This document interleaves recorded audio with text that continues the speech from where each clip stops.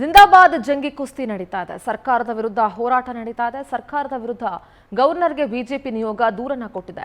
ಕಾಂಗ್ರೆಸ್ನ ಪಾಕಿಸ್ತಾನ ಪ್ರೇಮ ತಿಳಿಯೋದಕ್ಕೆ ಇಲ್ಲಿ ಸ್ಕ್ಯಾನ್ ಮಾಡಿ ಸ್ಕ್ಯಾನರ್ ಹಿಡಿದು ಸರ್ಕಾರದ ವಿರುದ್ಧ ಬಿಜೆಪಿ ನಾಯಕರು ಗರಂ ಆಗಿದ್ದಾರೆ. ರಾಜ್ಯ ಸರ್ಕಾರದ ವಿರುದ್ಧ ರಾಜ್ಯಪಾಲರಿಗೆ ಕಮಲ ಪಡೆ ದೂರನ್ನ ಕೊಟ್ಟಿದೆ.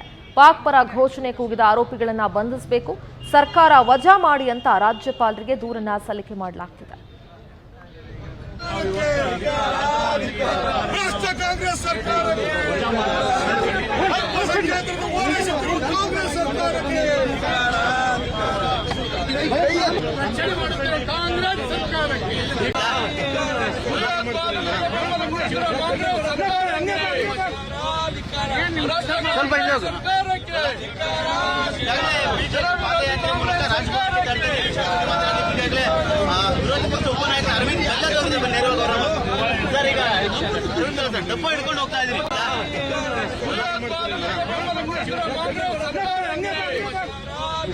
booked a suo motu case, but Congress leaders said we have examined, nothing is there.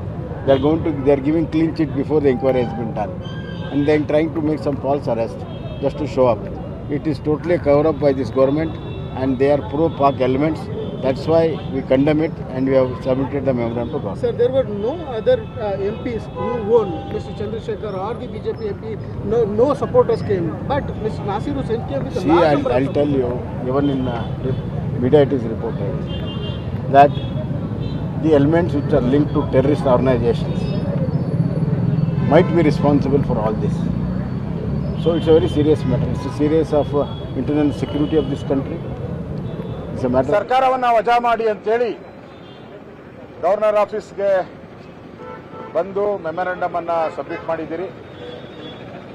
ನಿನ್ನೆನೂ ಕೂಡ ನಾವು ಬರ್ತೀರಿ ಅಂತ ಗವರ್ನರ್ ಹತ್ರ ಟೈಮ್ ತಗೊಂಡಿದ್ರಿ, ನಿನ್ನೆ 12 ಗಂಟೆ ಒಳಗಡೆ. ಬಟ್ ಅವಾಗ ಬರೋಕ್ಕಾಗಲಿಲ್ಲ ನಮ್ಮ ಕೈಲಿ. ಅದಕ್ಕೆ ಗವರ್ನರ್ ಜೊತೆ ನಿನ್ನೆನೇ ಮೆಮೊರಂಡಮ್ ಕಳಿಸಿದ್ರಿ, ಇವತ್ತು ಮೆಮೊರಂಡಮ್ ಕೊಟ್ಟಿದ್ರಿ. ಅವರು ಸಂಜೆ 8 ಗಂಟೆಗೆ ಬಂದು ಭೇಟಿ ಮಾಡಿ ಅಂತ ಹೇಳಿದ್ದಾರೆ. ನಾನು ನಮ್ಮೆಲ್ಲ ಶಾಸಕರಿಗೆ ಇಲ್ಲಿ ಇರೋರು ಯಾರ್ಯಾರು ಇದ್ದಾರೆ ಬೆಂಗಳೂರಲ್ಲಿ 7:15 ಅಷ್ಟೊತ್ತಿಗೆ ಮತ್ತೆ ಗವರ್ನರನ್ನು ಭೇಟಿ ಮಾಡಿದ್ದೀನಿ. ನಾನು ಗವರ್ನರ್ ಜೊತೆ ಫೋನಲ್ಲೂ ಕೂಡ ಮಾತಾಡಿದ್ದೀನಿ. ಈಗ